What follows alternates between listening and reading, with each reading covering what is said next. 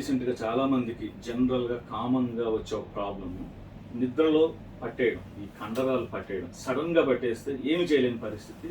And ఇప్పుడు ఒక పని చేస్తున్న సడన్గా సైకిల్ తొక్కి దిగిన వెంటనే ఇలాంటప్పుడు అన్ఎక్స్పెక్టెడ్గా ఏదైనా యాక్టివిటీ ఏదైనా తీసుకోవాలని చెప్పి ఇట్లా చేయి పైకి ఎత్తున పట్టేయడం.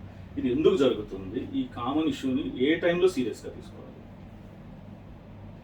అబ్సల్యూట్లీ మంచి క్వశ్చన్ అడిగారు. రోజు మేము 100 మంది పేషెంట్స్లలో 20-25 మంది ఇవే క్వశ్చన్స్, ఇవే సమస్యలతో వస్తుంటారండి. మజిల్ అన్నది ఒక ఎలాస్టిక్ టిష్యూ అండి.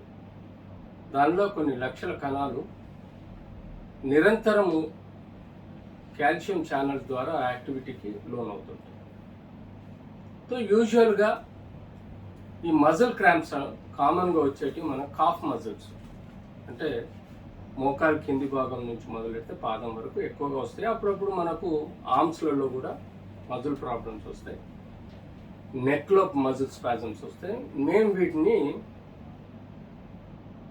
మజిల్ స్పాజమ్స్ ఆర్ క్రాంప్స్ అని అంటాం. ఇవి వెన్నుపూసలో మజిల్ స్పాజమ్స్ అని అంటాం, పారాస్పైనల్ మజిల్ స్పాజమ్స్ అంటాం. ముఖ్యంగా ఇవి యాక్సిడెంటల్గానే వస్తాయి, మనకు చెప్పి రావు.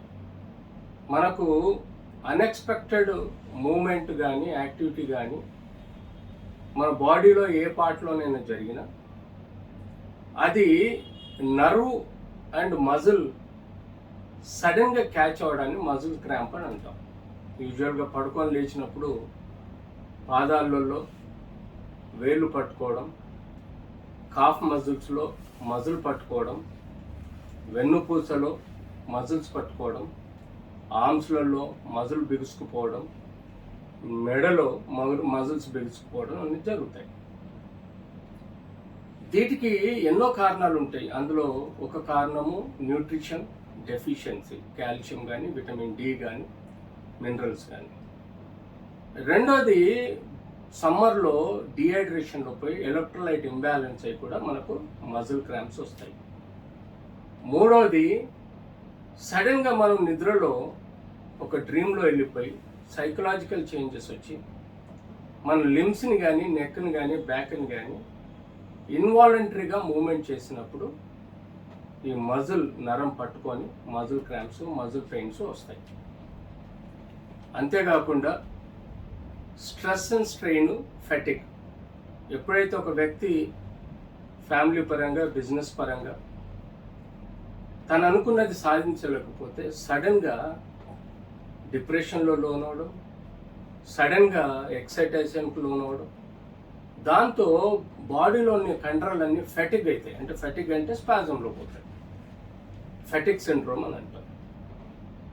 సో ఇలాంటి ఎన్నో కారణాలు మనము ఈ మజిల్లో ఈ నరం పట్టేసుకోవడం వల్ల కండరాలు బిగుసుకుపోవడం జరుగుతుంది.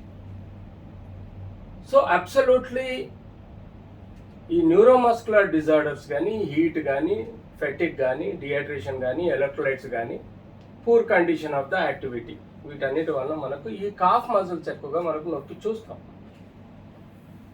సో ఎప్పుడైతే మజిల్ క్రాంప్ వస్తుందో రిలాక్స్గా ఉండి కొంచెం గోరువెచ్చని నీళ్ళతోటి ఆర్ పెయిన్ స్ప్రే కానీ మనము అప్లై చేసుకొని స్లోగా ఆ ఏరియాలో యాక్టివిటీ చేస్తుంటే మజిల్ రిలాక్స్ అయ్యే ఆస్కారం ఉంటుంది.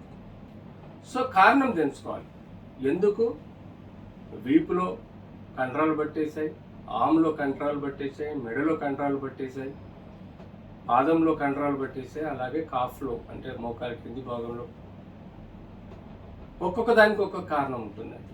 వెన్నుపూసలో కండరాలు పట్టేసినప్పుడు దానికి కారణం డిస్క్ ప్రొలాప్స్ అయి ఉంటుంది, స్పాండిలోసిస్ ఉంటుంది, స్పాండిలైటిస్ ఉంటుంది, స్పాండిలిస్థెసిస్ ప్రాబ్లమ్స్ ఉంటాయి, ఆస్టోపోరోసిస్ వ్యాధి ఉంటుంది. అదే మీకు మోస్ట్ కామన్గా కాఫ్ మజిల్స్లో లాంగ్ టర్మ్ మీరు ఎక్కడైనా like police constables long term నిలబడి ఉన్నా, మీరు కానీ నిలబడి ఉన్నప్పుడు ఒక అన్టువర్డ్స్ స్ట్రెయిన్ అన్నది మన కాఫ్ మజిల్స్లో ఉండే గ్యాస్ట్రోనీమియస్ మజిల్స్ ఎక్కువగా స్ట్రెయిన్ అవుతాయి. ఎందుకంటే అది అలవాటు లేని స్టాండ్ అయితే కంపల్సరీ స్ట్రెయిన్ అవుతాయి. అదే అలవాటు ఉన్న కానిస్టేబుల్స్కి వాళ్ళకి యూజువల్గా క్రాంప్స్ రావు. అంతేకాకుండా ఎండలో ఎక్కువ నిలబడటం వలన స్వెట్ ద్వారా మనకి ఎక్కువగా ఎలక్ట్రోలైట్స్ ఇంబ్యాలెన్స్ అయ్యి